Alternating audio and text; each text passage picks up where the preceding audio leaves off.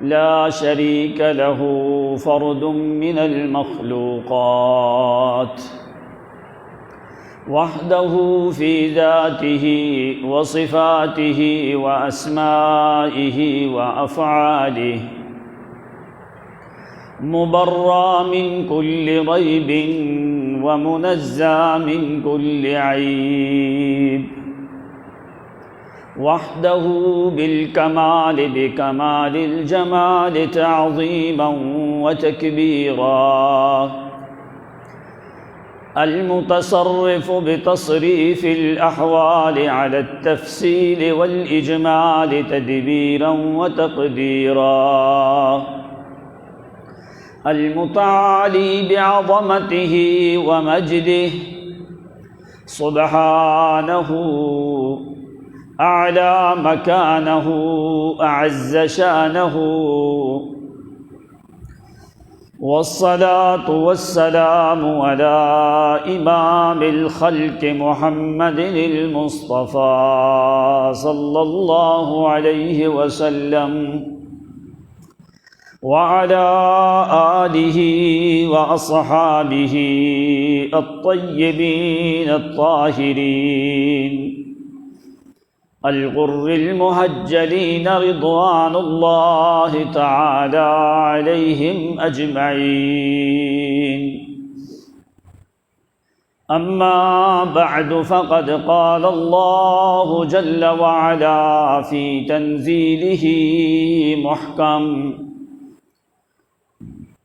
أعوذ بالله من الشيطان الرجيم بسم الله الرحمن الرحيم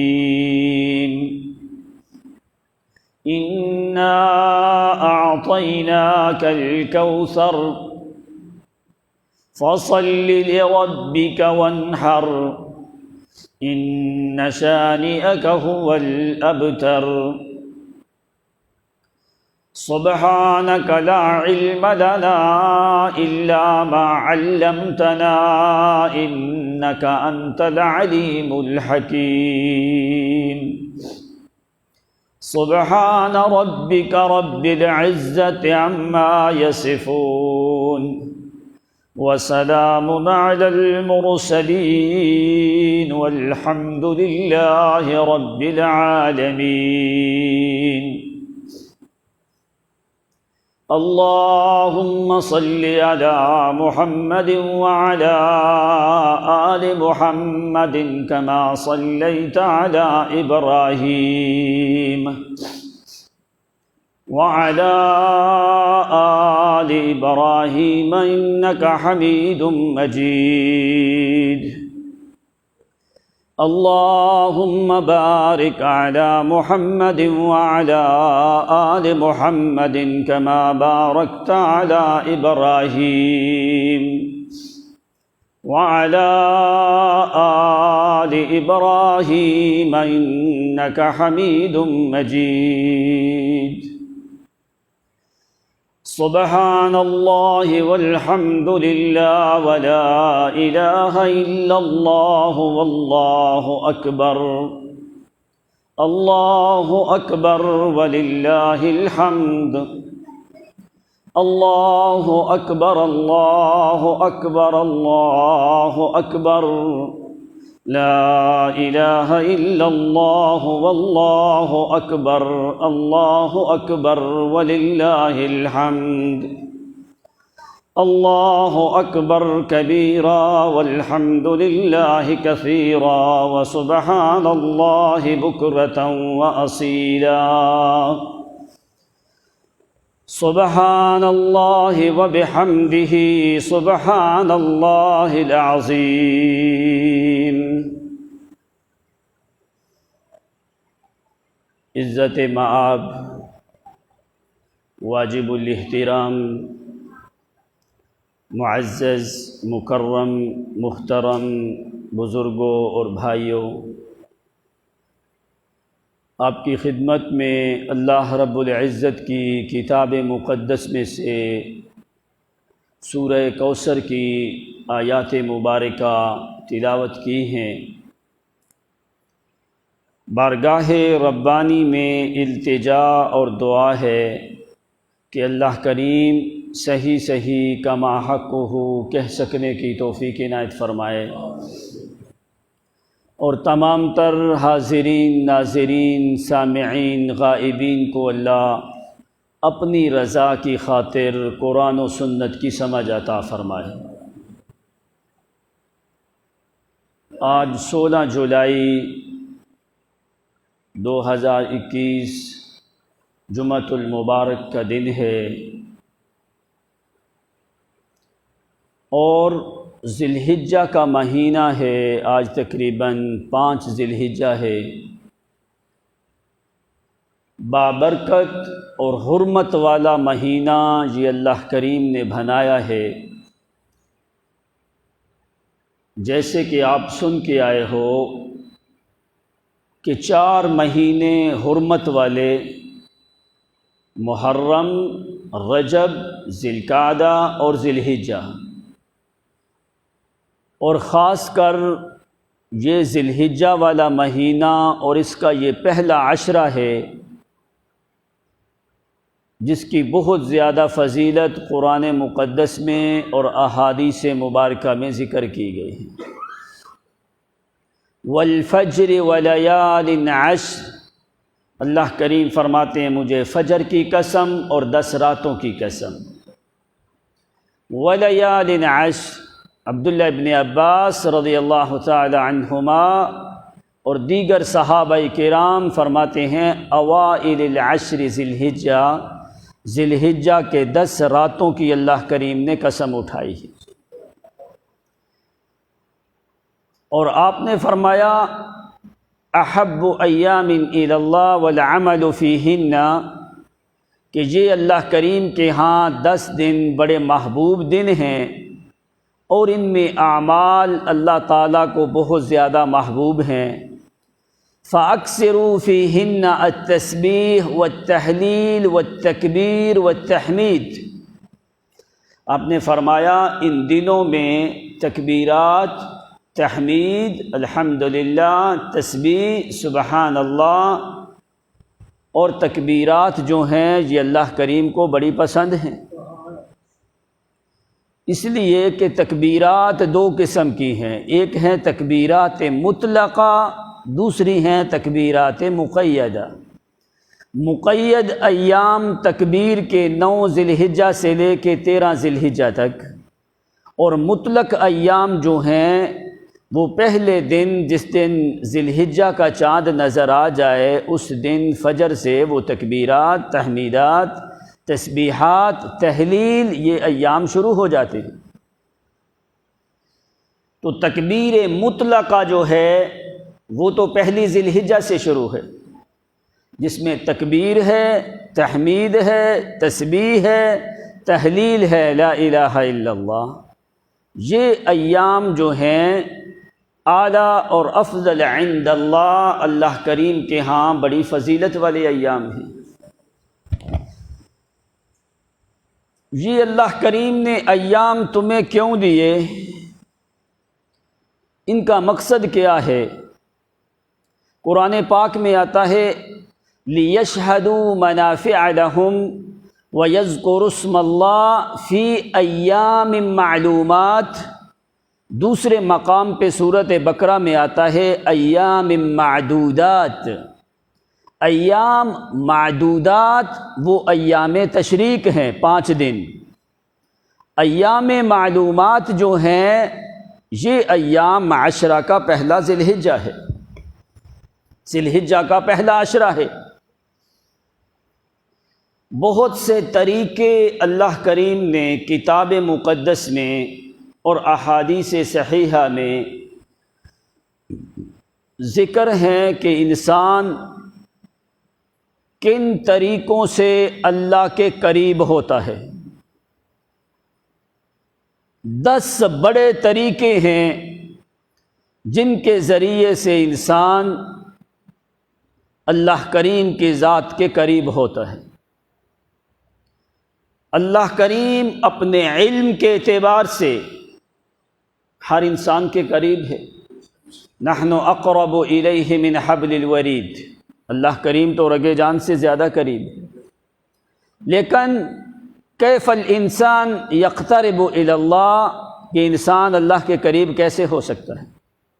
10 بڑے طریقے ہیں، ان میں سے ایک طریقہ یہ ہے کہ جو قربانی کرتے ہو، قربانی ہے قربان سے، قربان ہے قرب سے، کہ یہ ایک ذریعہ ہے اللہ کریم کے قرب کا۔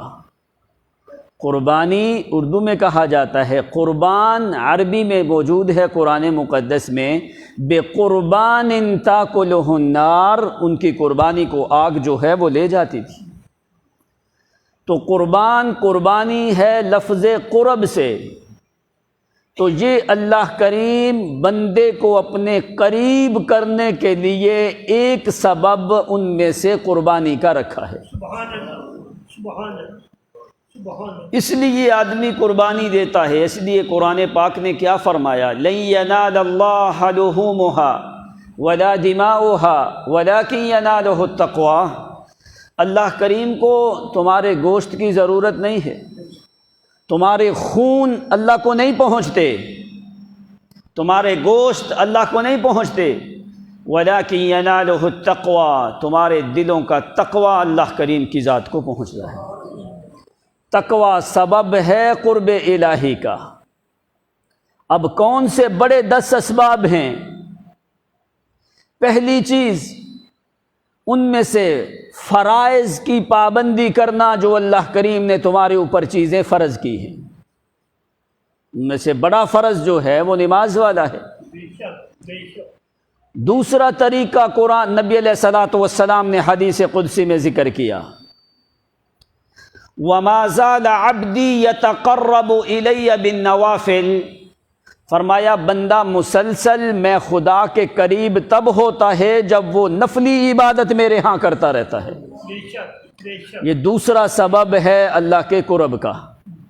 تیسرا سبب قرآن نے ذکر کیا، فَاسْتَغْفِرُوهُ ثُمَّ تُوبُوا إِلَيْهِ إِنَّ رَبِّي قَرِيبٌ مُجِيبٌ، اللہ کریم سے بخشش مانگتے رہو تو اللہ کے قریب ہو جاؤ گے۔ چوتھا سبب قرآن نے ذکر کیا، وَادْعُوهُ خَوْفًا وَطَمَعًا إِنَّ رَحْمَتَ اللَّهِ قَرِيبٌ مِّنَ الْمُحْسِنِينَ، اللہ کریم کو لالچ سے، ڈر سے، خوف سے ہر حالت میں اسی کو بلاتا رہے تو اللہ کے قریب ہو جائے گا۔ پانچواں سبب، وَإِذَا سَأَلَكَ عِبَادِي عَنِّي فَإِنِّي قَرِيبٌ، فرمایا جب بھی تجھے کسی چیز کی ضرورت پڑے میں خدا سے مانگ، حاجت تیری پوری ہوگی لیکن قرب میں خدا کا تمہیں ملتا رہے گا۔ یہ اللہ کریم کے قرب کے اسباب ہیں۔ چھٹا سبب کیا ہے؟ ان ربی سمیع قریب، فرمایا قرآن مقدس کی تلاوت کرتا جا تو اللہ تعالیٰ کے قرب میں آتا جائے گا۔ قرآن کی تلاوت کرتا جا اور اللہ کریم کے قریب ہوتا جا۔ ساتواں سبب ہے کہ کسی جانور کو اللہ کی راستے میں ذبح کرنا، جس کو قربانی کہا جاتا ہے۔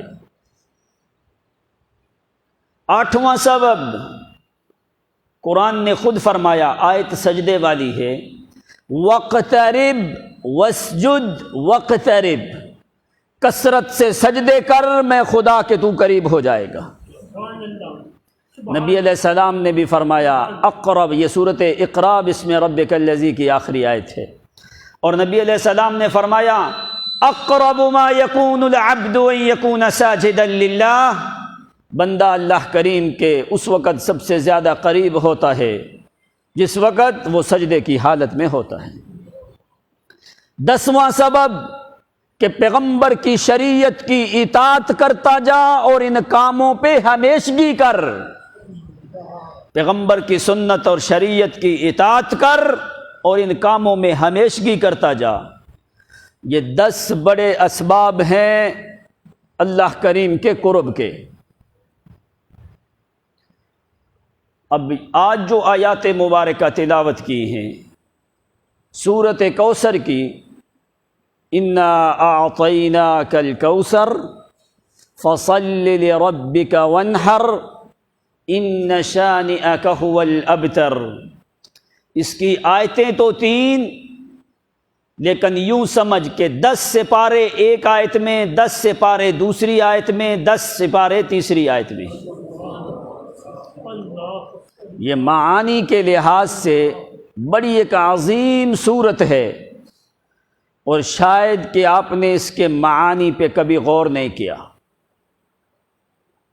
آپ بس چھوٹی صورت سمجھ کے نماز میں پڑھ لیتے ہو، اگرچہ اس کے کلمات کم ہیں لیکن اس صورت کے معانی جو ہیں بہت زیادہ ہیں۔ اس میں 4 چیزیں قرآن نے ذکر کی ہیں۔ کن لوگوں کے لیے؟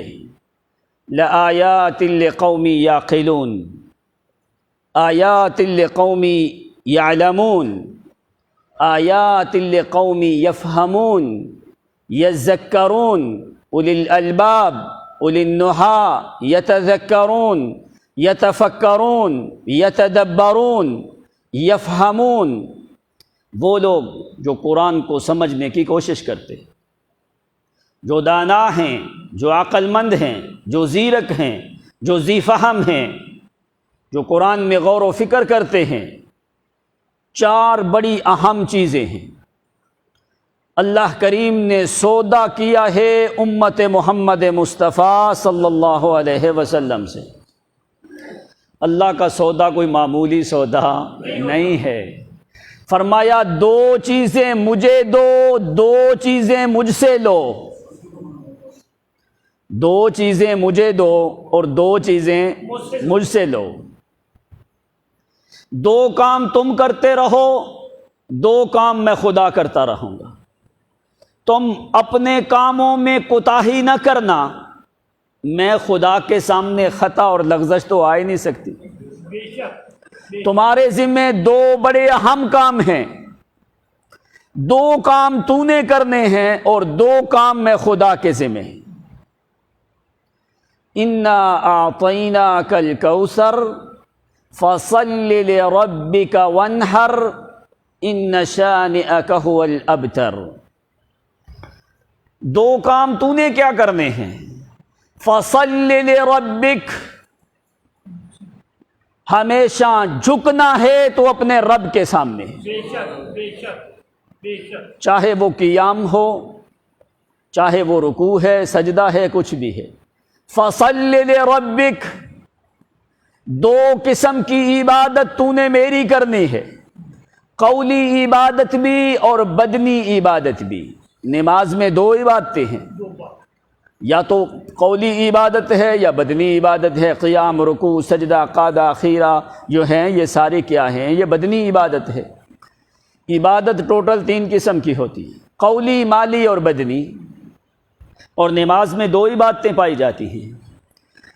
فرمایا 2 قسم کی عبادت تو نے میری کرنی ہے، فصل، نماز تو نے صرف میرے لیے پڑھنی ہے، بدن تیرا صرف میرے لیے جھکے، تسبیح میرے لیے، تکبیر میرے لیے، تحمید میرے لیے، تحلیل میرے لیے، تیری زبان سے جو بھی کلمہ نکلے بطور عبادت کے وہ صرف اور صرف میری رضا کے لیے ہو۔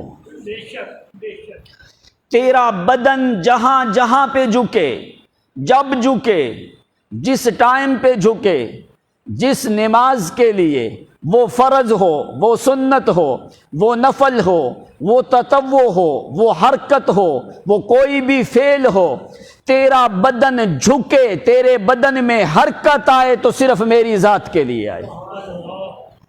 فصل لربک، لام تخصیص کے لیے۔ دوسرا کام کیا ہے؟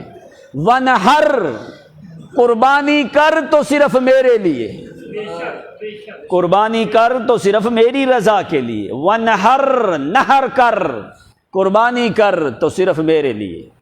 اب دو کام ہوئے، عبادتیں تین اور کام دو۔ خالص دعا، نماز، عبادت صرف میری کر، ونحر قربانی، جانور، نظر، نیاز صرف میرے لیے دے۔ یہ تین قسم کی عبادت آ گئی، اور عبادت ہے ہی تین قسم کی۔ ان صلاتی ونسکی ومحیای ومماتی للہ رب العالمین۔ دوسرے مقام پہ آپ ہر روز پڑھتے ہو التحیات للہ والصلوات والطیبات، قولی، مالی اور بدنی عبادت۔ اب دو کام تو نے کیا کرنے ہیں، قولی اور بدنی عبادت بھی میرے لیے اور مالی عبادت بھی میرے لیے۔ اب خدا کیا کرے گا؟ فرمایا اعطیناک الکوثر، جو بھلائیاں ہوں گی وہ میں تمہیں عطا کروں گا۔ جو بھی بھلائیاں ہوں گی، جو بھی خیر والی چیزیں ہوں گی وہ میں تمہیں عطا کروں گا۔ ایک بات۔ دوسری بات کیا ہے؟ شانئک ھو الابتر، جو بھی تیرا دشمن ہوگا اس کی نسلیں میں خدا خود کاٹ کے رکھ دوں گا۔ اب دو کام تیرے ذمے اور دو کام اللہ کہتا ہے میں تمہیں خیر دوں گا بہت زیادہ، تیرے دشمن کو بے نام و نشان کر دوں گا۔ دو کام تو کرتا رہے، دو کام میں خدا کرتا رہتا ہوں۔ اب کیسا اللہ کریم نے خطاب کیا ہے محمد عربی صلی اللہ علیہ وسلم کو، اور سمجھانا مقصود ہے امت کو بھی، کیوں جو خطاب پیغمبر کو ہوتا ہے اس میں نصیحتیں امت کے لیے ہوتی ہیں۔ اب اس کی تین آیتیں ہیں، انا اعطیناک فصل لربک ان شانئک ابتر۔ اس کی ہر آیت را پہ ختم ہوتی ہے۔ ایک دفعہ میں نے آپ کو پہلے بتایا تھا قرآن پاک میں کتنی صورتیں ہیں جن کی ہر آیت لفظ را پہ ختم ہوتی ہے۔ 4 بھائی، میں اشارہ بھی کر رہا ہوں، 4 صورتیں ہیں۔ کتنی صورتیں ہیں؟ سورۃ کوثر، والعصر ان الانسان لفی خسر الا الذین آمنوا وعملوا الصالحات وتواصوا بالحق وتواصوا بالصبر۔ سورۃ کوثر کی بھی 3 آیتیں، سورۃ عصر کی بھی۔ تیسری سورت، سورۃ قدر، انا انزلناہ فی لیلۃ وما ادراک ما لیلۃ القدر خیر من الف تنزل الملائکۃ والروح فیہا باذن ربہم من کل سلام ہی حتی مطلع اس کی 5 آیتیں۔ سورۃ کوثر، سورۃ عصر، سورۃ قدر، قدر کی 5، عصر کی 3، کوثر کی 3۔ اس کے بعد بڑی صورت ہے سورۃ قمر۔ کون سی صورت ہے؟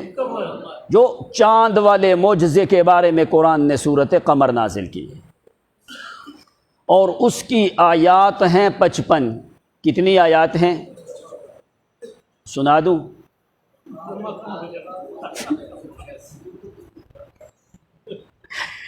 اس کی آیات ہیں 55۔ اقتربت الساعة وانشق القمر وإن يروا آية يعرضوا ويقولوا سحر مستمر وكذبوا واتبعوا أهواءهم وكل أمر مستقر وَلَقَدْ جَاءَهُم مِّنَ الْأَنبَاءِ مَا فِيهِ مُزْدَجَرٌ حِكْمَةٌ بَالِغَةٌ فَمَا تُغْنِ النُّذُرُ فَتَوَلَّ عَنْهُمْ يَوْمَ يَدْعُ الدَّاعِ إِلَىٰ شَيْءٍ نُّكُرٍ خُشَّ عَنْ أَبْصَارُهُمْ يَخْرُجُونَ مِنَ الْأَجْدَاثِ كَأَنَّهُمْ جَرَادٌ مُّنتَشِرٌ مُهْطِعِينَ إِلَى الدَّاعِ يَقُولُ الْكَافِرُونَ هَٰذَا يَوْمٌ عَسِرٌ كَذَّبَتْ قَبْلَهُمْ قَوْمُ نُوحٍ فَكَذَّبُوا عَبْدَنَا وَقَالُوا مجنون وازدجر فدعا ربه أني مغلوب فانتصر ففتحنا أبواب السماء بماء منهمر وفجرنا الأرض عيونا فالتقى الماء على أمر قد قدر وحملناه على ذات ألواح ودسر تجري بأعيننا جزاء لمن كان كفر ولقد تركناها آية فهل من مدكر فكيف كان عذابي ونذر ولقد يسرنا القرآن للذكر فهل من مدكر كذبت عاد فكيف كان عذابي ونذر إنا أرسلنا عليهم ريحا صرصرا في يوم نحس مستمر تنزع الناس كأنهم أعجاز نخل منقعر فكيف كان عذابي ونذر ولقد يسرنا القرآن للذكر ولقد يسرنا القرآن للذكر فهل من مدكر فكيف كان عذابي ونذر ولقد يسرنا القرآن للذكر فهل من مدكر كذبت ثمود بالنذر فقالوا وبشرا منا واحدا نتبعه إنا إذا لفي ضلال وسعر أو ألقي الذكر عليه من بيننا بل هو كذاب أشر سيعلمون غدا من الكذاب الأشر إنا مرسل الناقة فتنة لهم فارتقبهم واصطبر ونبئهم أن الماء قسمة بينهم كل شرب مختضر فنادوا صاحبهم فتعاطى فعقر فكيف كان عذابي ونذر إنا أرسلنا عليهم صيحة واحدة فكانوا كحشيم المختضر ولقد يسرنا القرآن للذكر فهل من مدكر كذبت قوم لوط بالنذر إنا أرسلنا عليهم حاصبا إلا آل لوط نجيناهم بسحر نعمة من عندنا كذلك نجزي من شكر ولقد أنذرهم بطشتنا فتماروا بالنذر ولقد راودوه عن ضيفه فطمسنا أعينهم فذوقوا عذابي ونذر ولقد صبحهم بكرة عذاب مستقر فذوقوا عذابي ونذر ولقد يسرنا القرآن للذكر ولقد يسرنا القرآن للذكر فهل من مدكر ولقد جاء آل فرعون النذر كذبوا بآياتنا كلها فأخذناهم أخذ عزيز مقتدر أكفاركم خير من أولئكم أم لكم براءة في الزبر أم يقولون نحن جميع منتصر سيهزم الجمع ويولون الدبر بل الساعة موعدهم والساعة أدهى وأمر إن المجرمين في ضلال وسعر يوم يسحبون في النار على وجوههم ذوقوا مس سقر إنا كل شيء خلقناه بقدر وما أمرنا إلا واحدة كلمح بالبصر ولقد أهلكنا أشياعكم فهل من مدكر وكل شيء فعلوه في الزبر وكل صغير وكبير مستطر إن المتقين في جنات ونهر في مقعد صدق عند مليك مقتدر.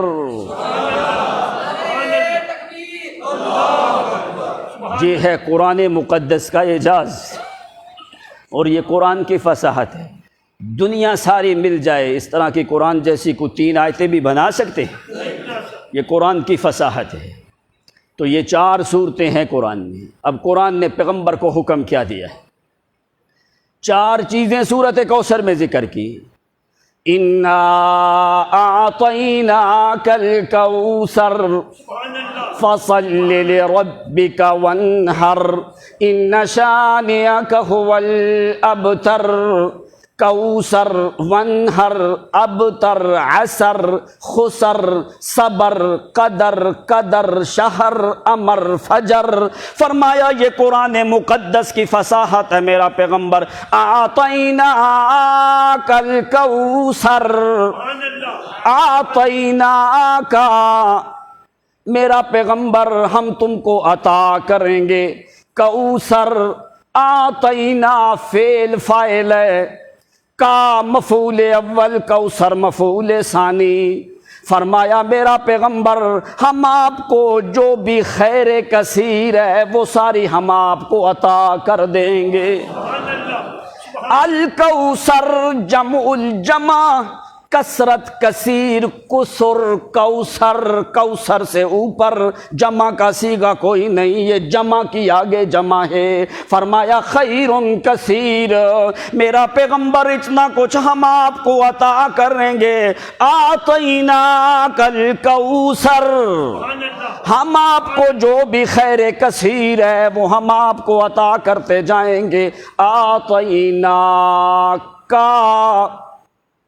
اعطیناک الکوثر، تو نے کیا کرنا ہے؟ فصل لربک وانحر، فا علماء جانتے ہیں فا سببیہ ہے، تو نے کیا کرنا ہے؟ فصل، صل صیغہ امر کا وجوب کے لیے، لربک لام تخصیص کے لیے معنی کیا دیتی ہے؟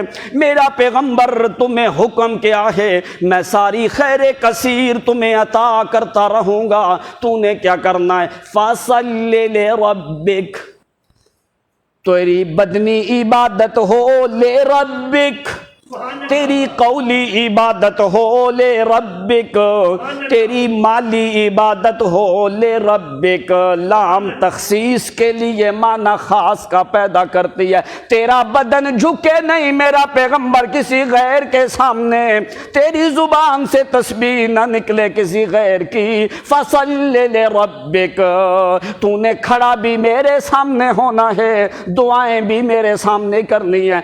وَانْحَرْ، اگر قربانی کرنے کی ضرورت پڑے تو قربانی بھی صرف میرے نام کی دینی ہے، قبروں کے نام پہ جانور ذبح کرنے کی اجازت نہیں ہے، غیر کے نام کی نظر نیاز نہیں ہے۔ اگر آپ آتینا کا آج معنی سمجھ گئے تو آپ نے حق ادا کر دیا جمعے کا، لیکن آپ نے جو معنی سمجھا ہے وہ حقیقت میں اس طریقے سے نہیں ہے۔ اصل میں معنی کیا ہے اب میں آپ کو سمجھاتا ہوں تاکہ آپ کے ذہن میں آئے، جب بھی آپ قرآن پڑھو آپ کے ذہن میں معنی سمجھ آئے۔ ایک لفظ ہوتا ہے آتینا کا، الف تا کے ساتھ، ایک ہوتا ہے الف اور عین اور طا کے ساتھ، آتینا۔ اب اس میں فرق کیا ہے؟ آتینا اور اعطینا اس میں بہت بڑا فرق ہے۔ جہاں پہ قرآن پاک میں آتا ہے تم کیا کہتے ہو؟ ربنا آتنا فی الدنیا، یہ تو نہیں کہتے ربنا اعطنا فی الدنیا۔ آتنا کا مطلب کیا ہوتا ہے؟ کسی چیز کو دینا، ہر اس چیز کے اوپر بولا جاتا ہے جس کا اللہ تعالی حساب لے گا تم سے۔ تم کیا کہتے ہو؟ ربنا آتنا فی الدنیا، یا اللہ ہمیں دنیا دے، تو کیا اللہ دنیا کا حساب لے گا کہ نہیں؟ لے گا نا۔ جس کا حساب لیا جائے اس میں ہوتا ہے آتنا، آتینا، جس کا حساب نہ لیا جائے اس کا ہوتا ہے اعطینا۔ اب قرآن میں مثالیں دیکھ ذرا، پھر میں آپ کو سمجھاتا ہوں۔ اللہ کریم نے موسیٰ علیہ السلام نے کیا دعا کی؟ ربنا آتیت فرعون وملأہ زینۃ واموالا فی الحیاۃ الدنیا، یا اللہ تو نے فرعونیوں کو اتنا مال دیا ہے، کیا اللہ نے اس مال کا حساب لینا تھا کہ نہیں؟ لینا ہے نا۔ فرعون قارون کے بارے میں کیا آتا ہے؟ آتیناہ من الکنوز، ہم نے اس کو بڑا خزانہ دیا۔ خزانے کا اللہ حساب لے گا کہ نہیں؟ لے گا نا۔ جالوت کے بارے میں وَقَتَلَ دَاوُودُ جالوت آتاہ اللہ الملک، اللہ نے اس کو ملک دیا۔ کیا ملک کا اللہ حساب لے گا کہ نہیں؟ ابراہیم علیہ السلام کے ساتھ جس نے جھگڑا کیا تھا، الم تر الی الذی حاج ابراہیم فی ربہ ان آتاہ اللہ الملک، اللہ تعالیٰ نے اس کو ملک عطا کیا تھا، ملک کا اللہ حساب لے گا کہ نہیں؟ آدمی کسی کو پیسے دیتا ہے 1000 روپیہ، اس نے دیا، کوئی باپ اپنے بیٹے کو دیتا ہے، اس نے کوئی چیزیں لانی تھی، جس وقت وہ واپس آتا ہے باپ کہتا ہے ہاں میں نے تمہیں 1000 روپیہ دیا تھا، کدھر کیا ہے؟ وہ کہتا ہے یہ میں نے 400 کی چینی لے کے آیا ہوں 200 کا فلاں لے کے آیا ہوں 200 کا فلاں لے کے آیا ہوں 200 کی فلاں چیز، 1000 پورا کر دیا، باپ نے حساب لیا؟ یہ مطلب ہے آتیتک، میں نے تمہیں دیا، دے کے حساب لینے کو کہا جاتا ہے آتا۔ اللہ تعالیٰ جو چیز دے جس کا حساب نہ لے اس کو کہا جاتا ہے آتا۔ اب میں تمہیں ورقے کے اوپر لکھ کے آیا ہوں تاکہ تمہیں صحیح طریقے سے معنی سمجھ میں آ جائے اور پیغمبر کے مقام کا تمہیں پتہ چلے کہ اللہ تعالیٰ نے ایک ایک جو کلمہ بولا ہے وہ اس میں کتنے معانی پائے جاتے ہیں۔ اب یہ سمجھ آ رہا ہے سب کو؟ یہ الف کے ساتھ لکھا ہے اور تا کے ساتھ، ادھر سب کو دیکھ لو ایک دفعہ، نظر آ رہا ہے کہ نہیں؟ یہ نظر آ رہا ہے؟ آ رہا ہے کہ نہیں؟ اس کے نیچے میں نے لکھا ہے حساب، اس کا حساب ہوگا، اور یہ لکھا ہے اعطینا کا جو سورۃ کوثر میں ہے، اس کا حساب کوئی نہیں، اس کا حساب سمجھ آئی کہ نہیں بات کی؟ 2 طریقوں سے یہ لفظ لکھا ہے، دوسرے اس طریقے سے لفظ لکھا جاتا ہے۔ اب زندگی بھر جب تم قرآن پڑھو گے، سورۃ کوثر پڑھو گے، تمہیں پتہ چلے گا محمد کے مقام کا کتنا ہے، اور آج تک آپ کو یہ فرق کسی مولوی نے نہیں بتایا ہوگا، اور نہ آج تک آپ نے کبھی اس معاملے میں غور کیا ہے۔ اب دوسرے طریقے سے اس طرح یہ لفظ لکھا جاتا ہے آتینا کا، ٹھیک ہے، اور دوسرا یہ آتینا کا، جہاں پہ قرآن میں یہ لفظ آئے آتینا کا، اس کا مطلب کیا ہے؟ اللہ فرماتا ہے میرا پیغمبر میں سب کچھ دیا، میں تیرے محمد سے حساب نہیں لوں گا۔ سمجھ آئی کہ نہیں آئی؟ اللہ نے داؤد علیہ السلام کے بارے میں فرمایا آتینا داؤد منا فضلا، ہم نے داؤد کو دیا لیکن داؤد سے آتینا، ہم حساب لیں گے۔ بلقیس کے بارے میں فرمایا اوتیت، ہم نے بلقیس کو ملک دیا، ہم حساب لیں گے۔ اوتی کتابہ بیمینہ، قیامت کے دن دائیں ہاتھ میں کتاب دی جائے گی، کیوں؟ فسوف یحاسب حسابا یسیرا، حساب لیا جائے گا نا۔ اب جہاں پہ لفظ آئے آتینا کا، یہ لفظ آئے، اللہ نے محمد کریم کے مقام کو ظاہر کیا ہے۔ اللہ فرماتے ہیں میرا پیغمبر میں نے اتنا کچھ دیا، میں خدا تجھ سے حساب لوں گا ہی نہیں۔ ابھی معنی سمجھ میں آیا کہ نہیں؟ وہ دیوار والوں کو، او ملک صاحب سمجھ آ گئے؟ ابھی آئندہ جمعے پہ انشاءاللہ میں نے پوچھنا ہے۔ اب قرآن نے کیا اللہ تعالیٰ نے یہ نہیں فرمایا آتیناک، میرا نبی ہم نے دیا، تو معنی پتہ کیا ہونا تھا؟ ایک ایک چیز کا حساب پیغمبر سے لیا جاتا۔ وَكَانَ فَضْلُ اللَّهِ عَلَيْكَ عَظِيمًا، آپ کے اوپر میں نے فضل کیا، اللہ فضل کا حساب لیتا۔ آپ کو میں نے رحمت للعالمین بنایا، اللہ حساب لیتا۔ وَرَفَعْنَا لَكَ ذِكْرَكَ، آپ کا ذکر میں نے بلند کیا، سوف یحاسب، اللہ تعالیٰ حساب لیتا۔ پیغمبر کو رحمت للعالمین بنایا، اللہ حساب لیتا۔ تو قرآن نے کیسے عظیم جملے بولے اور اس امت کو سمجھایا کہ مقام بلند ہے، ساری دنیا میں تو میرے محمد کریم کا ہے۔ اب معنی سمجھ آیا آتینا کا کہ نہیں؟ آگے انا اعطیناک، میرا پیغمبر تجھے رحمت للعالمین بنایا، حساب کوئی نہیں۔ اعطیناک ورفعنا لک ذکرک، تیرے ذکر کو بلند کیا، حساب کوئی نہیں۔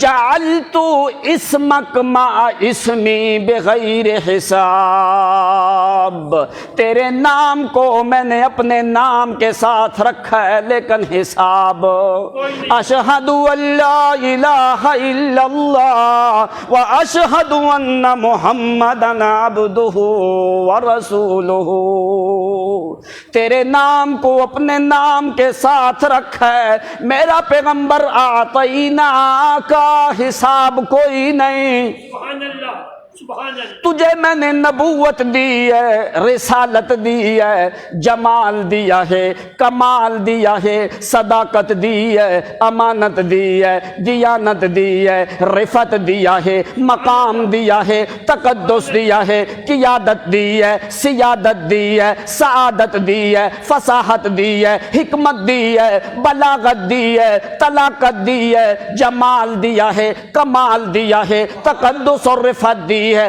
لطف دیا ہے، حلم دیا ہے، رافت دی ہے، کرم دیا ہے، مقام دیا ہے، امام الانبیاء بنایا ہے، خاتم الانبیاء بنایا ہے، سید الانبیاء بنایا ہے، اولاد آدم کا سردار بنایا ہے، نبوت اور رسالت اور ختم نبوت کا تاج تیرے سر پہ پہنایا ہے، تیری حفاظت کی ہے میرا پیغمبر، تجھے کتاب دی ہے، تجھے خطاب دی ہے، تجھے قانون دیے ہیں، تجھے اصول دیے ہیں، تجھے رفت دی ہے، تجھے مقام بلند دیا ہے میرا پیغمبر، تجھے ہر چیز اعلیٰ دی ہے، تیرے چہرے پہ جمال دیا ہے، تجھے سیرت دی ہے، تجھے صورت دی ہے، تجھے حلم دیا ہے، تجھے علم دیا ہے، تجھے حزم دیا ہے، تجھے زہد دیا ہے، تجھے تقوی دیا ہے، تجھے کمال دیا ہے، تجھے دنیا میں کوثر قرآن والا دیا ہے، تجھے میں نے نعیم کا وارث بنایا ہے، آخر میں تمہیں کوثر دوں گا میرا پیغمبر، میں دیتا رہوں گا، آتینا کا ساری خیریں میں نے تیرے اندر جمع کی ہیں، حساب کوئی نہیں، آتینا کا الکوثر، الکوثر ای خیر کثیر، جتنی بھی میرا پیغمبر اوصاف حمیدہ انبیاء میں ہیں وہ سارے میں نے کوثر، ساری کثرت والی چیزیں جمع کر کے ساری میرا پیغمبر میں نے تیرے وجود میں رکھی ہیں، اگرچہ میں پہلے انبیاء کو بڑا کچھ دیا ہے، وَلَقَدْ آتَيْنَا مُوسَىٰ، اگر میں نے موسیٰ کو 9 معجزات دیے ہیں تو وہاں پہ لفظ آتا ہے آتینا، ان معجزات کے بارے میں موسیٰ پیغمبر سے پوچھا جائے گا، لیکن تیرے بارے میں میرا پیغمبر آتینا کا جو کچھ میں نے تمہیں دیا حساب کوئی نہیں، آتینا کل کوثر، جتنی بھی خیر کثیر دوں گا میرا پیغمبر تجھ سے میں نے پوچھنا کوئی نہیں، تم سے سوال کرنا، آتینا کل کوثر، تو جتنی بھی خیر والی چیزیں ہیں وہ ساری میں نے جمع کی ہیں تیرے وجود کے اوپر میرا پیغمبر، آتینا کل کوثر، میں نے تجھ سے پوچھنا نہیں ہے۔ اب مثال دوسری دیکھ، قرآن نے کیا کہا، ان للمتقین مفازا حدائق واعنابا وکواعب اترابا وکأسا دہاقا لا يسمعون فیہا لغوا ولا کذابا جزاء من ربک عطاء حسابا، جنت میں عطاء، جنت میں عطا نہیں ہوگا، عطا فرمایا میں جنت میں اتنا کچھ دوں گا، اتنی نعمتیں میں نے پوچھنا، عطاء حسابا، آگے تمیز ذکر کرتی ہے، اس کا معنی حساب نہیں ہے، خیر کثیر میں دوں گا میرا پیغمبر، عطاء، جنت میں عطا ہوگی عطا نہیں ہوگی۔ اگر اللہ تعالیٰ بالفرض جنت میں پوچھ لیتا تو کوئی آدمی کسی جنت کی ایک نعمت کا حساب دینے کی بھی طاقت رکھتا تو اللہ جو جنتی ہوں گے ان کے لیے وَأَمَّا الَّذِينَ صُعِدُوا فَفِي الْجَنَّةِ خَالِدِينَ فِيهَا مَا دَامَتِ السَّمَاوَاتُ وَالْأَرْضُ إِلَّا مَا شَاءَ رَبُّكَ عطاء غیر مجزوز، جنت والی نعمتوں کا حساب، دنیا والی نعمتوں کا حساب لوں گا لیکن جنت والی نعمتوں کا حساب کوئی نہیں ہے، اس لیے اللہ تعالیٰ نے وہاں پہ کلمات بدل کے ذکر کیے۔ تو پیغمبر کا مقام اللہ کریم نے یہاں پہ سمجھایا، اِنَّا أَعْطَيْنَاكَ الْكَوْثَرَ، بڑا کچھ دیا میرا پیغمبر، بڑا کچھ دوں گا، لیکن تم سے میں نے سوال کرنا۔ نہیں ہے۔ اب ایک اور مثال سمجھ ذرا، بندہ کسی کو عطا کرتا ہے، عطا میں حساب ہوتا نہیں ہے۔ اللہ رحمتیں کرے، کروڑوں رحمتیں نازل کرے ابو بکر صدیق کے اوپر۔ اللہ کریم نے صدیق کے لیے لفظ کیا بولا؟ اللہ فرماتے ہیں فَأَمَّا مَنْ أَعْطَى، عطا نہیں، عطا کا معنی کیا ہونا تھا کہ میرا ابو بکر صدیق نے دیا ہے، دے کے پھر پوچھنا تھا عطا کا معنی، لیکن قرآن نے شان ذکر کیا صدیق اکبر کا، جو ابو بکر میرے راستے میں مال خرچ کرتا ہے، اور میں خدا سے پوچھو صدیق زندگی بھر دوبارہ پوچھتا بھی کوئی نہیں۔ فَأَمَّا مَنْ أَعْطَى وَاتَّقَى، اس نے جو دیا ساری زندگی دوبارہ پوچھا نہیں ہے۔ نہیں ہے۔ اللہ اس نے کیوں دیا؟ إِلَّا ابْتِغَاءَ وَجْهِ رَبِّهِ الْأَعْلَىٰ، اس نے تیرے رب کی رضا کے لیے دیا تھا، اس لیے اس نے زندگی بھر دوبارہ پوچھا نہیں ہے۔ آدمی کسی کو پیسے دے کے پوچھتا ہے ابھی تھوڑا سا ٹائم ہوا ہے، تو نے سارے پیسے ختم کر دیے، سوال کرتا ہے کہ نہیں کرتا؟ لیکن صدیق اکبر کے مقام کو قرآن نے ظاہر کیا۔ اللہ فرماتے ہیں فَأَمَّا مَنْ أَعْطَى وَاتَّقَى، اس نے جو میرے راستے میں خرچ کیا، جو بھی دیا، اس نے زندگی بھر دوبارہ پوچھا بھی نہیں ہے۔ کوئی نہیں کہ کہاں خرچ کیا، کیوں؟ اس لیے کہ اس نے میری رضا کے لیے دیا ہے۔ تو اللہ کریم پیغمبر کے بارے میں فرماتے ہیں میرا پیغمبر اِنَّا آتَيْنَاكَ، بڑی چیزیں میں نے دی ہے میرا پیغمبر تمہیں، لیکن میں ان کے بارے میں سوال بھی نہیں کروں گا۔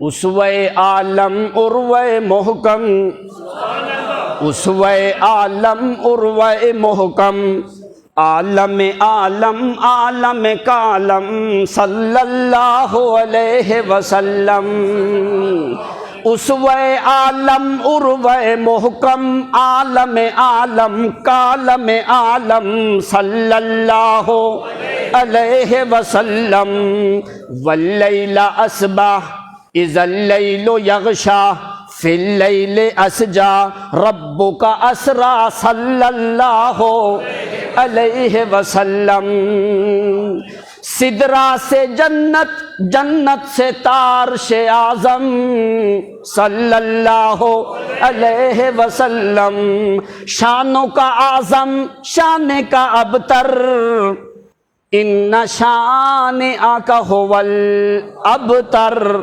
شانوں کا اعظم شان کا ابتر، یعطی کا رب کا اکرم صلی اللہ علیہ وسلم، مجدہ سنایا امروں کا پیہم، حرز و وظیفہ اختر ہر دم صلی اللہ علیہ وسلم، ہادی اعظم آدم اعظم، قاضی اعظم ہادی عالم صلی اللہ علیہ وسلم، قاضی ملت حاضر امت دائی وحدت رحمت باراں ذاتی عطشاں صلی اللہ علیہ وسلم، شانوں کا اعظم میرا پیغمبر، تیرا کام کیا ہے؟ تو میرے سامنے جھکتا رہے، میرے سامنے جھکتا رہے، میرے نام کے جانور ذبح کرتا رہے، شانوں کا اعظم شان کا ابتر، یعطی کا رب کا اکرم، تیرے دشمنوں کو میں زمین کے اندر دفن کرتا جاؤں گا، تیرا مقام بلند کرتا جاؤں گا۔ شان کا، شانوں کا اعظم شان کا ابتر، یعطی کا رب کا اکرم صلی اللہ علیہ وسلم، میرا پیغمبر جو بھی تیرا دشمن ہوگا شانیہ کا ہوول ابتر ابتر مقطوع الاصل والنسل، میں اس کی اصل کاٹ دوں گا، میں اس کی نسل کاٹ دوں گا، بے شک جو بھی تیرا دشمن ہوگا میرا پیغمبر۔ لیکن تیرا کام کیا ہے؟ فَصَلِّ لِرَبِّكَ وَانْحَرْ، تو اپنے بدن کو میرے سامنے جھکاتا رہے، زمین پہ خون میرے نام کا بہاتا رہے، میں تیرا مقام بلند کرتا جاؤں گا۔ اعطیناک الکوثر فصل لربک وانحر ان شانئک هو الابتر۔ اب دوسرے مقام پہ قرآن نے کیا کہا پیغمبر کے لیے؟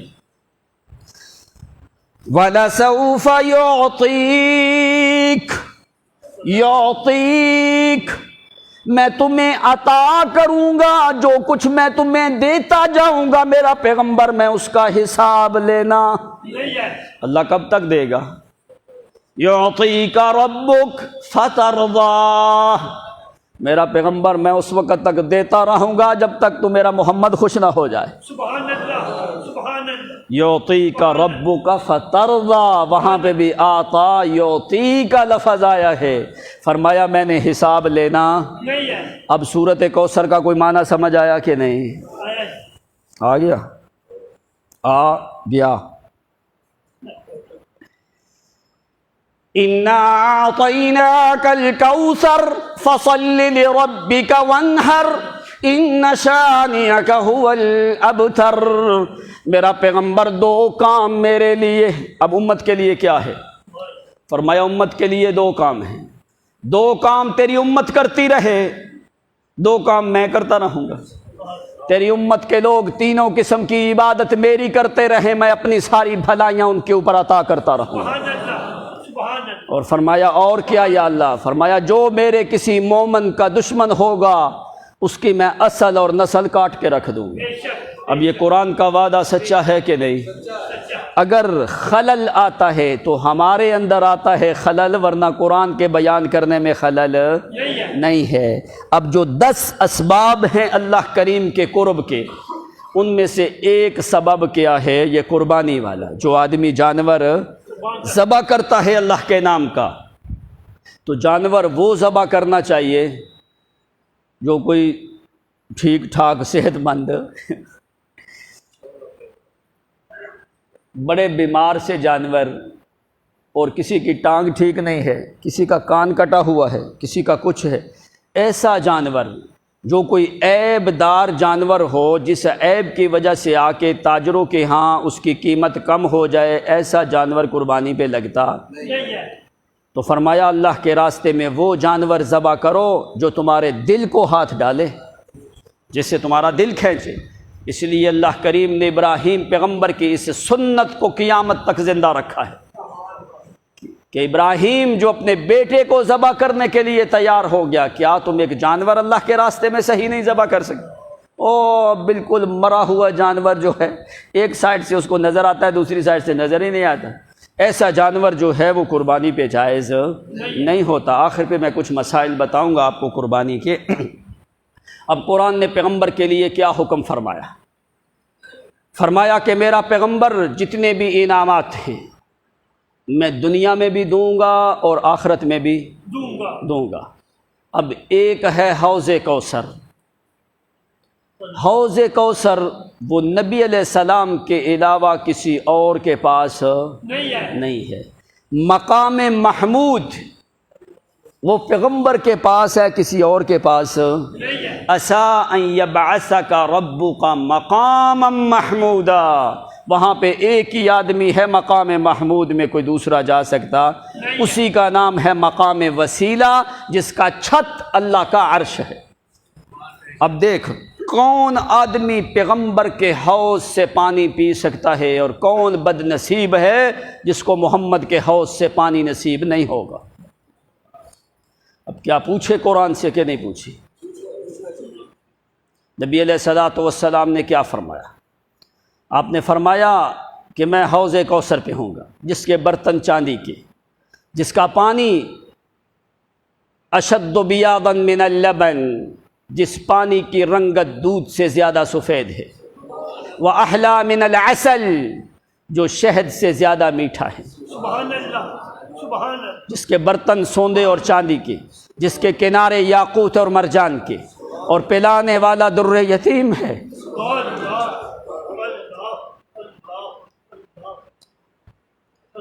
وہ عزت والا انسان جس کو محمد کے ہاتھ سے حوض کوثر سے پانی ملے، کس آدمی کو ملے گا؟ جس نے اس دنیا والے حوض سے پانی پیا، اس کو محمد کے ہاتھ سے حوض کا پانی ملے گا۔ جس نے دنیا میں اس حوض سے پانی پیا، قرآن گواہ ہے، پیغمبر کی زبان گواہ ہے، جس نے اس حوض سے پانی پیا اس کو محمد کے حوض سے پانی ملے گا۔ جس نے قرآن والے حوض سے پانی نہ پیا، اس کو پیغمبر کے حوض سے پانی مل سکتا؟ کیوں؟ کأنها الحوض تبيض الوجوه به، كأنها الحوض تبيض الوجوه به، القرآن من الأساة وقد جاءوه كالهمم، ردت بلاغتها دعوى معارضها، رد الغيور يد الجاني عن الحرم۔ کہتا ہے یہ قرآن والا حوض ہے، نمونہ آخرت میں محمد کے حوض کا نمونہ دیکھنا ہے تو قرآن والا حوض دیکھ لے۔ کیوں؟ کأنها الحوض تبيض الوجوه به، القرآن من الوساط وقد جاؤه كالهمم۔ اگر تیرا ایمان قرآن والے حوض کے مطابق نہ ہوا تو مجھے بیت اللہ کے خدا کی قسم ہے، محمد کے ہاتھ سے تجھے قطرہ بھی پانی کا نصیب نہیں ہوگا۔ کیوں؟ نبی علیہ الصلوۃ والسلام نے فرمایا کہ میں حوض کوثر پہ ہوں گا، فَإِذَا هِيَ سَوَادٌ أَعْظَمٌ، بہت بڑا لشکر جم غفیر جو ہے میری طرف آئے گا، تو میں کہوں گا ہاں اولئک من امتی من امتی من امتی، کہ یہ لوگ میں محمد کریم کی امت کے بندے ہیں۔ ملائکہ مجھے کہیں گے نا نا اللہ کے پیغمبر، ہاں اولئک من قوم موسیٰ، اللہ کے پیغمبر یہ موسیٰ پیغمبر کی قوم ہے، یہ آپ کی امت کوئی نہیں۔ کچھ دیر کے بعد نبی علیہ الصلوۃ والسلام نے فرمایا فَإِذَا هِيَ سَوَادٌ أَعْظَمٌ، اس سے بڑا ایک جم غفیر، بڑا لشکر آئے گا میری طرف۔ آتے آتے جس وقت میں محمد کے قریب ہونے لگیں گے، ثُمَّ يُحَالُ بَيْنِي وَبَيْنَهُمْ لَا أَرَاهُمْ وَلَا يَرَوْنِي، میرے قریب آتے آتے اچانک درمیان میں ایک دیوار بنے گی، یحال بینی و بینہم، ایک دیوار اور ایک حجاب بن جائے گا۔ تو دیوار اور حجاب جس وقت بنے گا تو ہوگا کیا؟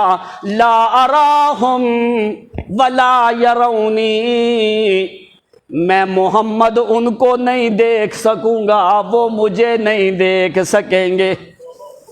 پردے کے پیچھے سے دیکھنے والا کون ہے؟ اگر ایک حجاب آ جائے تو پیغمبر دیکھ سکتا نہیں ہے، تو قبر سے اندر سے کوئی دیکھ سن سکتا ہے؟ نادان لوگ ہیں۔ لا اراہم ولا یرونی، میں ان کو نہیں دیکھوں گا، وہ مجھے نہیں دیکھیں گے۔ میں کہوں گا اللہم انہم من امتی من امتی من امتی، اللہ یہ میں محمد کے امتی لوگ ہیں۔ اللہ کریم فرمائیں گے انک لا تدری، میرا پیغمبر آپ کو پتا، لا تدری آپ جانتے، آپ عالم الغیب، آپ حاضر ناظر نہیں تھے، آپ لوگوں کی باتیں سننے کے قابل کوئی نہیں تھے۔ انک لا تدری، آپ نہیں جانتے تھے، ما احدثوا بعدک، انہوں نے میرا پیغمبر تمہارے جانے کے بعد لوگوں نے کیا کیا؟ احدثوا بعدک، دین میں نئی چیزیں نکال لی، تیری شریعت اور سنت کی پرواہ نہ کی، تیری کتاب کی پرواہ نہ کی انہوں نے تیرے دین کو بدل دیا، سنتوں کو بدل کے اندر سے بدعتیں نکال دی، توحید کو بدل کے شرک کی ملاوٹیں کرنے لگے یہ لوگ، انہوں نے تیرے دین کو بدل دیا، اس لیے میرا پیغمبر میں نے ان کو روک دیا ہے، ان کا ایمان قرآن پہ، نہیں ہے، قرآن پہ، نہیں ہے۔ تو اللہ بھی کیا ہوگا؟ نبی علیہ الصلوۃ والسلام رحمت للعالمین پیغمبر ہے، لیکن اس مقام پہ غصہ آئے گا کہ جس دین کی خاطر میں نے 53 سال کا زمانہ محنت کی ہے، لمبا زمانہ میں نے محنت کی ہے، جس دین کی خاطر 13 سال میں مکے میں اپنے صحابہ میرے ذبح ہوتے رہے ہیں، انہوں نے اس دین اور شریعت اور قرآن کا خیال کوئی نہیں کیا، اس لیے اللہ کیا کر، انک لا تدری ما احدثوا بعدک فاقول سحقا لمن بدل بعدی، سحقا لمن غیر بعدی، سحقا لمن غیر دینی۔ اے اللہ ان کو میں محمد کی نظروں سے دور کر، ان کو میرے حوض کے قریب نہ آنے دینا، جنہوں نے میں محمد کے دین کو پسند نہیں کیا، اپنی پسندیدہ چیزوں کے مطابق یہ لوگ کام کرتے رہے۔ اے اللہ میں ان کو دیکھنا بھی چاہتا، فرمایا جو میرا محمد جن کو دیکھنا نہیں چاہتا ان کی آنکھیں میں اسی مقام پہ مسخ کر دوں گا۔ کیا ہوگا؟ اب قرآن دیکھ 16واں سپارہ، فرمایا من اعرض عن ذکری فإن له معیشة ضنکا ونحشره یوم القیامت اعمی۔ قیامت کے دن اللہ کریم ان کو اندھا کریں گے، بے شک، بے شک۔ اندھا کر کے اللہ اٹھائیں گے، وہ لوگ کہیں گے یا اللہ قال رب لم حشرتنی اعمی، 16واں سپارہ آخری صفحہ خود جا کے دیکھنا، یا قال رب لم حشرتنی اعمی وقد كنت بصیرا، اے وقد كنت فی الدنیا بصیرا، اللہ دنیا میں ہماری آنکھیں تھیں، آج ہم کو اندھا کیوں کر دیا؟ کیا مسئلہ ہے؟ کون سا اتنا بڑا جرم ہوا ہے؟ اب ذرا غور کرنا، وہاں پہ اللہ تعالیٰ کوئی کسی اور جرم کا ذکر نہیں کریں گے۔ فرمایا یا اللہ کیا جرم کیا ہے؟ اللہ تعالیٰ فرمائیں گے لما حشرتنی اعمی وقد كنت بصیرا، قال كذلك اتتك آیاتنا فنسیتها وكذلك اليوم تنسى، اور میں نے دنیا میں قرآن بھیجا، تو نے قرآن کو بھلا دیا، میں نے آنکھیں دی تھیں تاکہ میرے قرآن کو پڑھتا رہے، قرآن کو سنتا رہے، سمجھتا رہے، اتتک آیاتنا، میری آیتیں تیرے پاس آئیں، میری کتاب تیرے پاس آئی، تو نے کیا کیا؟ فنسیتها، تو نے بلا دیا میری کتاب کو، وَكَذَلِكَ الْيَوْمَ تُنْسَى، اسی طرح ہوتا ہے دنیا میں تو نے آنکھوں سے میرے قرآن کو پڑھا کوئی نہیں، آج میں نے تیری آنکھیں مسخ کر دی، میری جنت والی نعمتوں کو تم دیکھ بھی سکتے، اندھا کر دیا۔ فرمایا پیغمبر کے حوض سے پانی کا ایک قطرہ بھی مل سکتا نہیں ہے۔ تو من شرب من حوضہ، جس بندے نے پیغمبر کے حوض سے پانی پی لیا، فرمایا ولم یظمأ بعدہ ابدا، دوبارہ اس کے بعد اس کو کبھی پیاس لگے گی، او میدان حشر کے اندر دوبارہ اس کو پیاس نہیں لگے۔ اب تو کون سا اصول ہے کہ تمہیں حوض کوثر سے پانی ملے؟ کیا آج لوگوں نے قرآن کو سمجھنے کی کوشش کی؟ لوگوں نے اللہ کی کتاب کو چھوڑ دیا،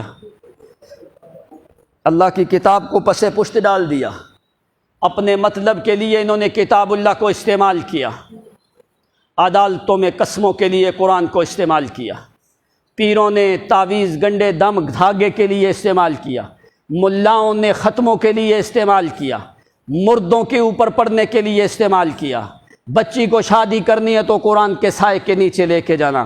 کیا اللہ کی کتاب اس لیے آئی ہے؟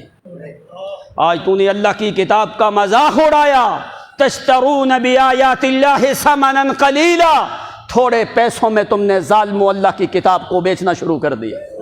اللہ کریم نے اس لیے فرمایا اتت کا آیاتنا، میں نے اپنا قرآن بھیجا ہے وسوف تسألون، لوگو میں اس قرآن کے بارے میں تم سے ضرور پوچھوں گا۔ اگر قرآن کے مطابق ایمان نہ ہوا تو یہ اپنے دل میں یقین رکھ کہ پیغمبر کے حوض سے تمہیں پانی کا قطرہ بھی نہیں مل سکتا۔ بے شک بے شک۔ اگر پیغمبر کے حوض سے پانی پینا چاہتا ہے، جنت کی نہروں سے پانی پینا چاہتا ہے، تو دنیا میں اس قرآن والے حوض سے پانی پی کے رکھ۔ تو قرآن نے خلاصہ کیا نکالا؟ قربانی کس آدمی کی؟ فرمایا کون بندہ دو کام میرا پیغمبر تیری امت کرتی رہے، دو کام تمہارے ذمہ اور دو کام اللہ کے ذمہ۔ اگر تیرا دشمن ہے، غالب ہے، حاوی ہے، تجھے ڈر لگتا ہے تو کیا کر؟ فَصَلِّ لِرَبِّكَ وَانْحَرْ، تینوں قسم کی عبادت خالص کر کے اللہ کی کرنی شروع کر دے۔ تیرے دشمن کا مقابلہ کرنا تیرے ذمہ نہیں، تیرے خدا کے ذمہ آئے گا۔ بے شک۔ اب یہ قرآن کا فیصلہ ہے۔ اِنَّ شَانِئَكَ هُوَ الْأَبْتَرُ، اے مبغضوں کا، اے عدووں کو، میرا پیغمبر تیرا دشمن، اس کی میں نسل اور اصل ختم کر دوں گا۔ کیا قرآن نے یہ سچ کر کے دکھایا کہ نہیں دکھایا؟ ابتر ہیں کہ نہیں وہ ظالم کافر جنہوں نے پیغمبر کو نقصان پہنچایا یا پیغمبر کو گالیاں دی، پیغمبر کی اہانت کرنے کی کوشش کی؟ اللہ کریم نے نام و نشان بھی دنیا میں ختم کر دیا۔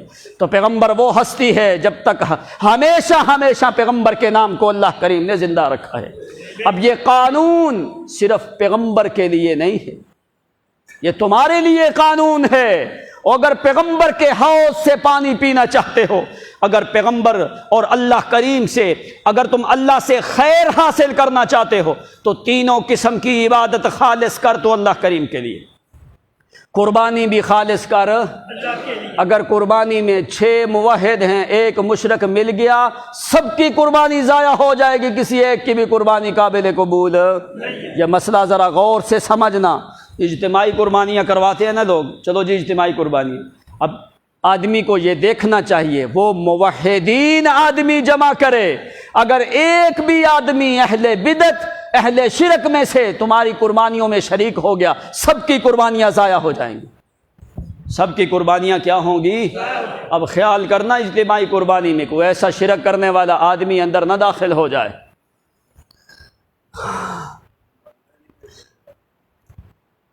التحیات للہ والصلوات للہ والطیبات للہ، اللہ قولی عبادت بھی تیرے لیے، بے شک بے شک۔ بدنی عبادت بھی، تیرے لیے مالی عبادت بھی۔ پیغمبر نے خود کیا کہا؟ قل ان صلاتی ونسکی، صلاتی، اللہ کریم نے فرمایا فصلی لربک، اپنے رب کے لیے صرف دعا کر، عبادت کر، قیام کر، تسبیح کر، صرف اپنے رب کے لیے۔ اب نبی علیہ الصلوۃ والسلام کے بارے میں قرآن نے کیا کہا؟ ان صلاتی ونسکی، اللہ میری عبادت بھی، میری قولی عبادت بھی، میری بدنی عبادت بھی، میری قربانی بھی للہ۔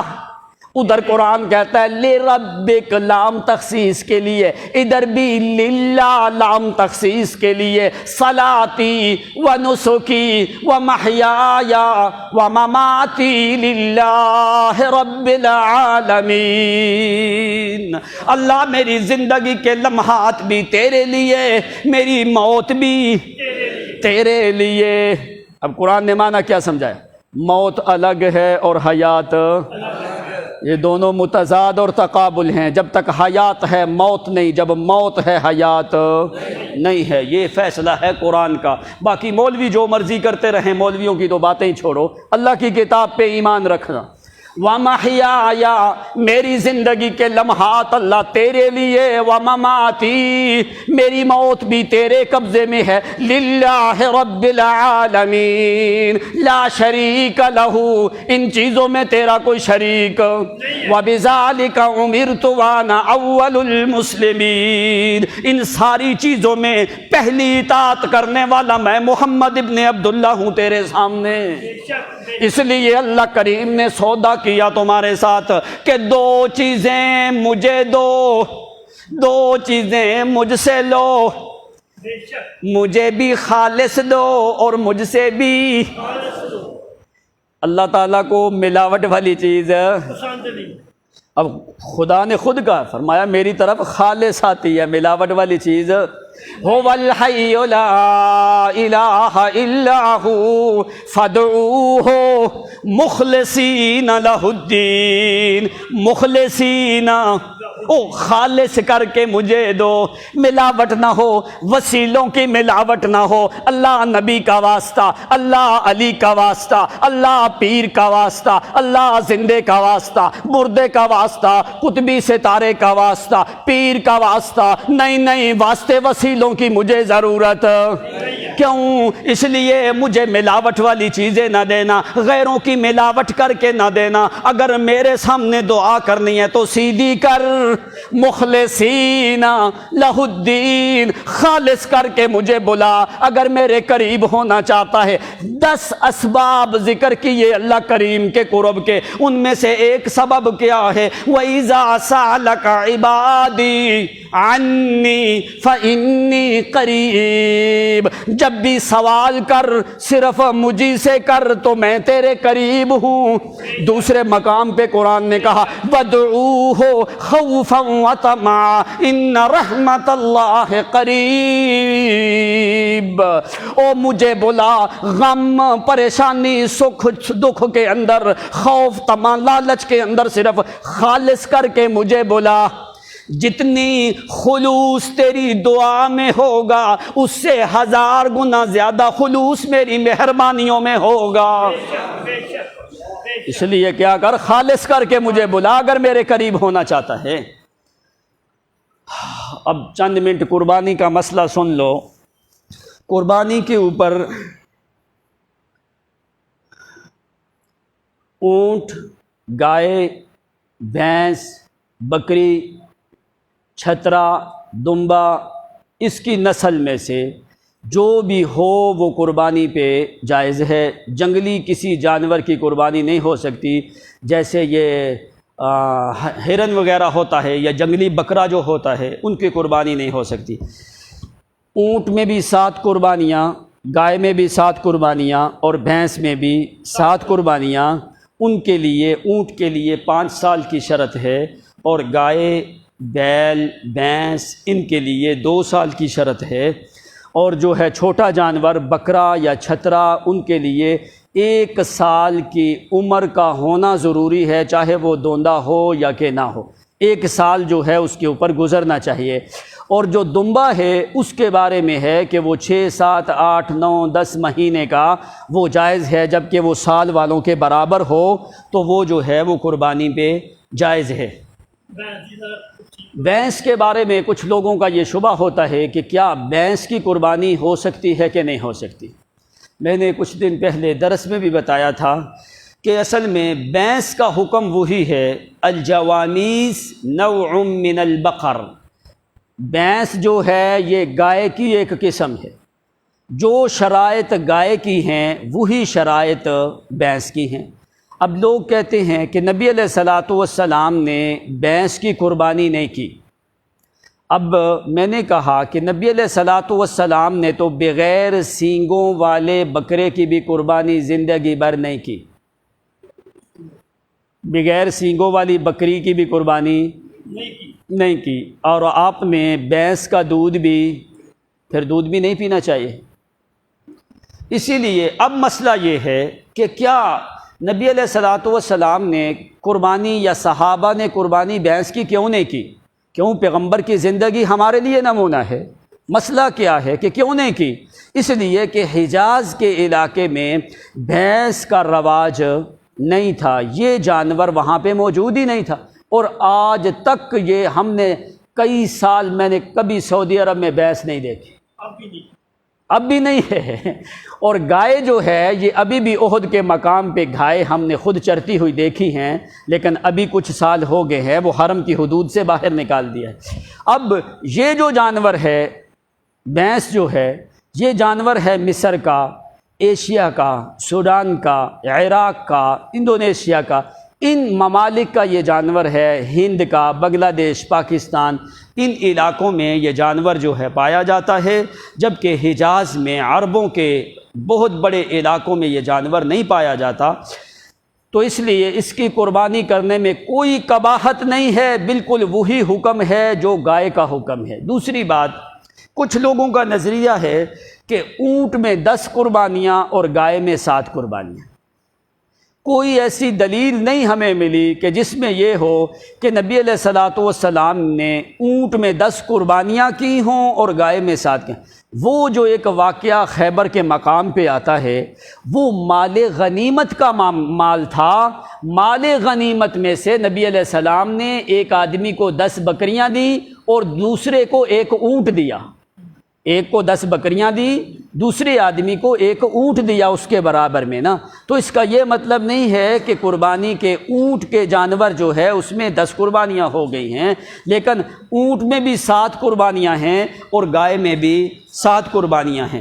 باقی کچھ لوگ جو ہیں چوتھے دن قربانی کرنے کا جو ہے وہ کہتے ہیں کہ چوتھے دن بھی قربانی ہو جاتی ہے، لیکن اس کے بارے میں کوئی صریح دلیل نہیں، اس لیے کہ ایام تکبیر یا ایام تشریق وہ 5 دن ہیں، 9، 10، 11، 12 اور 13۔ یہ ایام تکبیر بھی ہیں اور ایام تشریق بھی۔ تکبیرات حج میں تکبیرات مقیدہ وہ 9 ذی الحجہ فجر کے ٹائم پہ تلبیہ بند ہو جاتا ہے، تکبیرات جو ہیں وہ شروع ہو جاتی ہیں، لیکن 9 ذی الحجہ کے دن قربانی نہیں ہوتی۔ ایام تشریق میں داخل ہے لیکن قربانی نہیں ہوتی۔ اسی طرح چوتھا دن جو ہے یہ ایام تشریق میں داخل ہے، قربانی میں داخل نہیں ہے، اس لیے چوتھے دن قربانی کرنے کا جو ہے کوئی ثبوت صریح نہیں ہے، اس لیے ان چیزوں کے بارے میں آدمی کو احتیاط کرنا چاہیے۔ باقی قربانی کے جانور میں افضل تو یہ ہے کہ آدمی خود ذبح کرے۔ اگر عورت ہے، عورت کو بھی خود ذبح کرنا چاہیے۔ اگر عورت میں اتنی ہمت ہے کہ وہ عورت جو ہے وہ ذبح کر سکتی ہے، اسی طرح عورت کا ذبیحہ ہے جس طرح مرد کا ذبیحہ ہے۔ اب حضرت عائشہ صدیقہ رضی اللہ تعالی عنہا، انہوں نے اپنے ہاتھ سے قربانی کی ہے کہ نہیں کی؟ لوگ کہتے ہیں جی عورت ذبح کرے تو جانور مکروہ ہو جاتا ہے۔ اب یہ صرف پوپ اور پنڈت قسم کے جو لوگ ہیں یہ ان کے مسائل ہیں، یہ شریعت میں یہ مسئلہ نہیں ہے۔ اگر عورت کو ذبح کرنے کا طریقے کا پتہ ہے، اس کے لیے افضل یہ ہے کہ عورت خود ذبح کرے، اگر نہیں کر سکتی تو اس کا خاوند ذبح کرے۔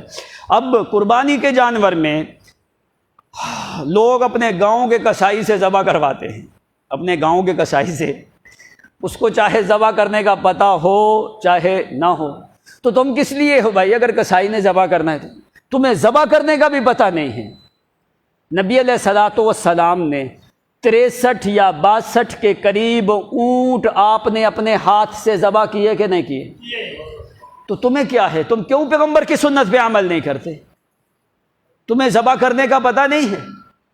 اگر نہیں تو کسی سے پوچھ لو، کسائی سے پوچھ لو۔ جو صحیح العقیدہ آدمی ذبح کرے گا تو وہ ذبیحہ حلال ہے۔ اگر کسائی اہل بدعت میں سے ہے، شرک کرنے والا ہے، تو اس کی ذبیحہ حرام ہو جائے گی، وہ قربانی کا جانور ناجائز ہو جائے۔ میری بات سمجھ آ رہی ہے کہ نہیں آ رہی؟ بتانا ہمارا فرض ہے، آگے عمل کرنا آپ کی مرضی ہے، کوئی زبردستی تو کسی سے عمل نہیں کروا سکتا۔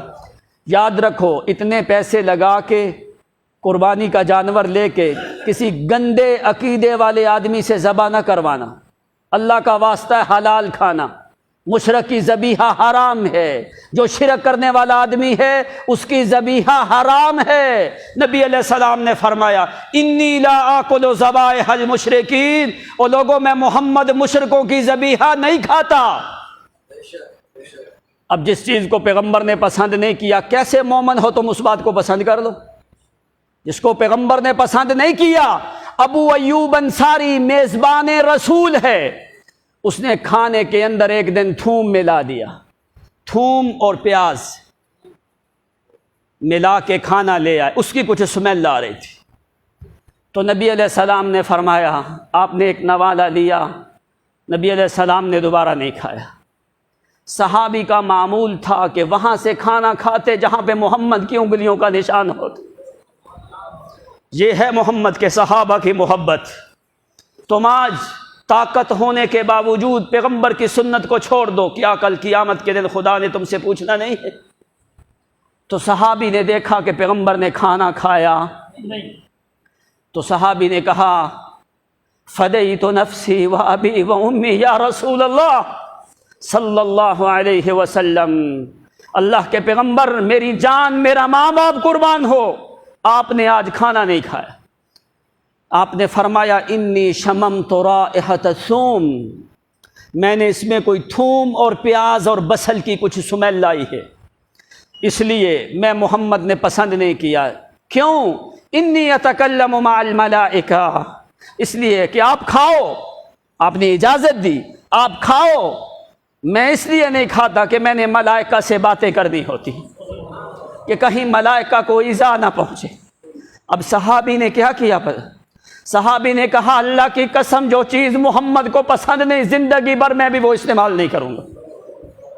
حالانکہ آپ نے تو اجازت بھی دے دی، لیکن نبی علیہ السلام نے فرمایا انی لا احب، میں اس چیز کو پسند کرتا نہیں، اس لیے کہ میں نے ملائکہ سے باتیں کرنی تھی۔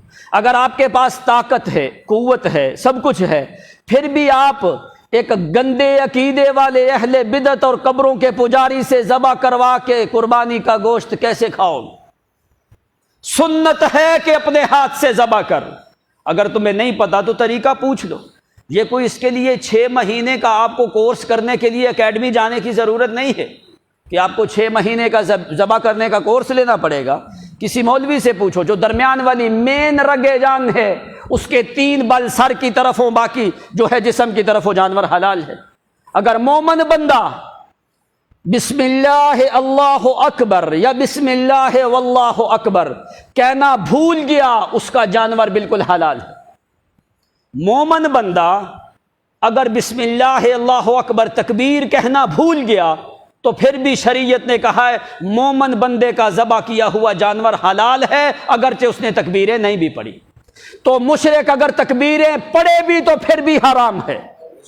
شرک کرنے والا آدمی اگر تکبیریں پڑھے بھی تو پھر بھی حرام ہے۔ اب کوشش کرو گے خود ذبح کرنے کی کہ پھر بھی کسائی سے کرواؤ گے؟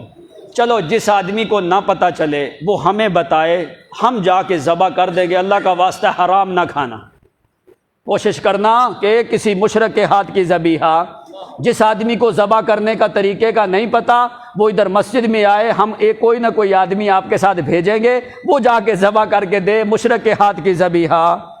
اتنے پیسے لے کے حرام نہ کھانا، اللہ کا واسطہ ہے تمہیں۔ میت کی تصویر عید کا ٹائم جو ہے انشاءاللہ 6:45 بجے عید الاضحیٰ کی نماز کھڑی ہو جائے گی۔ لیٹ نہیں کرنا، جس طرح جمعے پہ لیٹ آتے ہو عید پہ بھی نہ لیٹ آنا۔ میت کی تصویر شریعت کا تو حکم یہ ہے، باقی ہر آدمی اپنی مرضی والا ہے۔ مسئلے مسائل کی طرف تو لوگ توجہ بھی نہیں دیتے، ٹائم بھی ہو گیا ہے۔ اب شریعت نے تمہیں حکم دیا یا ایھا الذین آمنوا اذا نودی للصلاۃ من یوم الجمعۃ فاسعوا الی ذکر اللہ وذروا البیع، جب اذان جمعہ ہو جائے اللہ نے کہا تجارت کو چھوڑ کے دوڑ کے مسجد کی طرف آؤ۔ لوگ کہتے ہیں ہم فیس بک پہ سن لیتے ہیں۔ اب کیا مسجد کا ثواب سے آدمی وہ محروم ہو گیا کہ نہیں ہو گیا؟ اللہ کے بندو جمعے کے دن تو 1 گھنٹہ مسجد میں بیٹھا کرو۔ مسجد میں بیٹھنے کا ہی ثواب 8 دن گھر میں بیٹھنے سے مسجد میں 1 گھنٹہ بیٹھنے کا ثواب سب سے زیادہ ہے۔ بے شک، بے شک۔ میت کی طرف سے قربانی کا معاملہ جو ہے، اصل چیز تو یہ ہے کہ یہ قربانی فرض ہے صاحب استطاعت پہ۔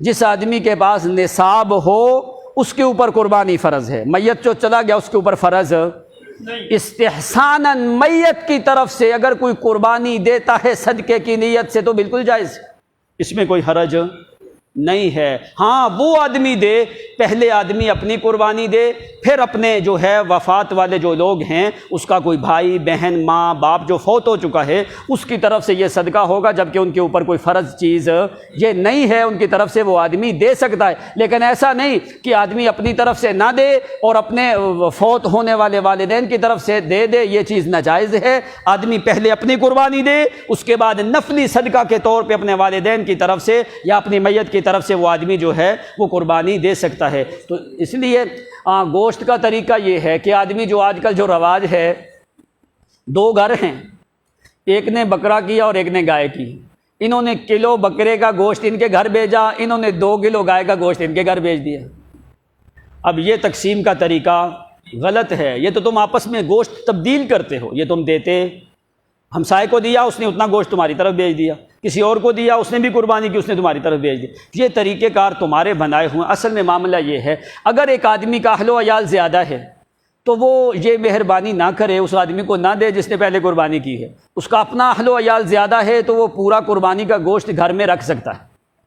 اگر وہ دینا چاہتا ہے اس آدمی کو دے جو اس کو واپس نہ لوٹائے، اس کو دے جو غریب ہے، مسکین ہے، جس نے قربانی کا جانور ذبح نہیں کیا، یا کوئی آدمی غریب طلب کرتا ہے تو اس کو دے دے۔ لیکن ایسے میں نے اس کو کلو اس لیے دیا تاکہ وہ 2 کلو میرے گھر میں بیچ دے، یا میں نے اس لیے اس کو دیا ہے کہ وہ میرے گھر میں بھی بھیجے، اس طرح ادلا بدلہ جو ہے اس کی نیت رکھ کے گوشت آدمی کو نہیں دینا چاہیے۔ غریب غربا کو دینا چاہیے جو کہ تمہیں واپس نہ لوٹائے۔ اصل حق تو ان لوگوں کا ہے جنہوں نے قربانی نہیں کی، غریب ہیں ان لوگوں کو دو، جنہوں نے کی ہے خود گھر میں ان کو دینے کی کوئی ضرورت نہیں ہے۔ تو اس لیے باقی جو ہے انشاءاللہ جو اصل قربانی کا جو وجہ ہے، کیوں ابراہیم علیہ السلام نے ذبح کیا، اپنے بیٹے کو ذبح کرنے کا ارادہ کیا، اس کے پیچھے کیا حقیقت اور پس منظر کیا تھا، وہ عید کے دن انشاءاللہ بیان ہوگا۔ وآخر دعوانا